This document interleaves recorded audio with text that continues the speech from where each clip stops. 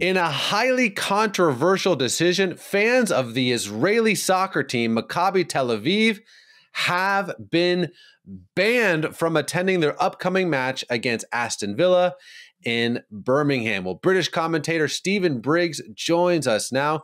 Stephen, what's going on here?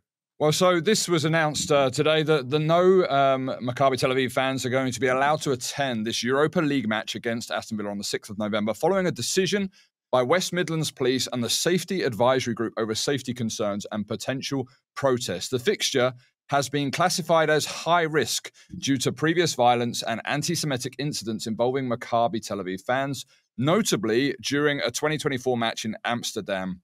Aston Villa stated that the safety of supporters and residents remains their top priority, but the move has sparked widespread criticism from the upper echelons of society and across the board. Prime Minister Keir Starmer, Conservative leader Kemi Badenoch, and other MPs have condemned the ban as wrong and discriminatory, urging authorities to reconsider. The decision on the fixture has sparked widespread reaction from political figures. Most of the party leaders have criticised the decision, except for the Green Party, and I'll explain why in a moment. Keir Starmer called the decision wrong, stressing that the police's role is to ensure all football fans can enjoy the game. Conservative Party leader Kemi Badenoch said it was a national disgrace and called on the Prime Minister to guarantee that Jewish fans can walk into any football stadium in this country. The Liberal Democrats, Ed Davey, said the decision must be reversed as soon as possible, adding that it's completely wrong to tackle anti-Semitism by banning its victims. And Nigel Farage of Reform UK stated this takes radical discrimination to a whole new level. However, the Green Party Deputy Leader Mothin Ali said under normal circumstances, all fans should be allowed to attend, but also called for a sporting and cultural boycott of Israeli teams because of the war in Gaza. Of course, that has now ceased. At least there is a ceasefire for now. So UEFA classified this and emphasized its desire for fans to travel safely, but noted that local authorities have the final say. The decision comes amid ongoing unrest linked to the Gaza conflict and recent football-related violence in Europe. Wow. Well, obviously we have what happened in Manchester not too long ago where some Jewish folks were murdered, and now you have Jewish folks being banned from a English football match. What's going on in the UK in general when it comes to anti-Semitism? Well, this is a major escalation. I mean, just in the sense of having on the basis of safety, a country that has been known as being a historical safe place. We have to remember that it was Britain that Jews found solace and safety during the Second World War. I mean, Britain obviously went to war with the Nazis, and now we have a flip where actually in society, the Jews are feeling increasingly unsafe walking the streets of Birmingham and London and Bradford and elsewhere, because there is an open increase in anti-Semitism. As you mentioned, the synagogue attack in Manchester just a week or so ago, and the increase in hostility because of dealing with terrorism. It appears that the chickens have come home to roost. Well, before we got started, Stephen, you were telling me about the history of Aston Villa, which makes this a little bit more unusual. Can you maybe walk us through what happened with the foundation of this club?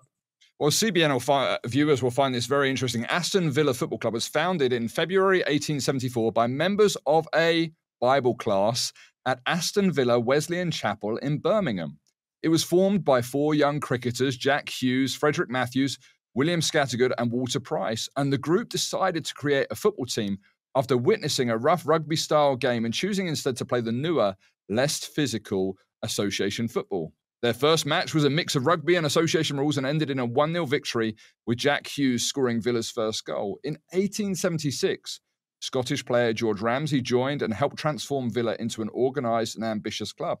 There was another Scotsman, William McGregor, and he became central to Villa's rise. He was a devout Christian and a lifelong teetotaler.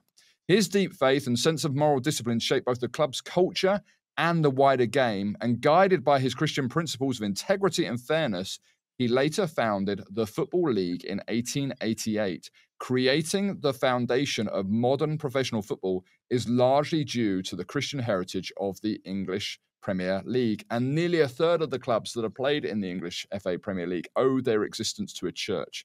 These clubs include Aston Villa, who I've just mentioned, Barnsley, Birmingham City, Bolton Wanderers, Everton, Fulham, Liverpool, Manchester City, Queen's Park Rangers, Southampton, Swindon Town, Tottenham Hotspur, and they can all trace their lineage back to a church and believers. You see, if football or soccer returns to its founding roots and raises up the age-old foundation, rebuilding the ancient ruins, so to speak, perhaps we would see a repairing of broken walls and the restoration of our streets as places of safety and security once again. Only when a return to the source who put the United in Kingdom and the great in Britain will the nation be healed. But that's conditional on whether it becomes a nation with a heart of flesh once again instead of a heart of stone. Wow. I think that's absolutely fascinating. So, major clubs like Liverpool, Man City, you said Tottenham Hotspur have this biblical foundation. What's interesting is you have something similar to that in the United States, where a bunch of these Ivy League schools, the Harvards of the world, if you look at their original founders and their foundation documents and their foundation mottos, I mean, these are explicitly biblical Christian institutions. And so, man, what would it look like if the Ivy League, if the English Premier League went back to its roots, rediscovered why they were created in the first place? That's really interesting history, my brother. Well, let me ask you this maybe in closing. You kind of already mentioned this, but it seems like things are kind of deteriorating. Not seems like it definitely are deteriorating in the UK when it comes to the Jewish people.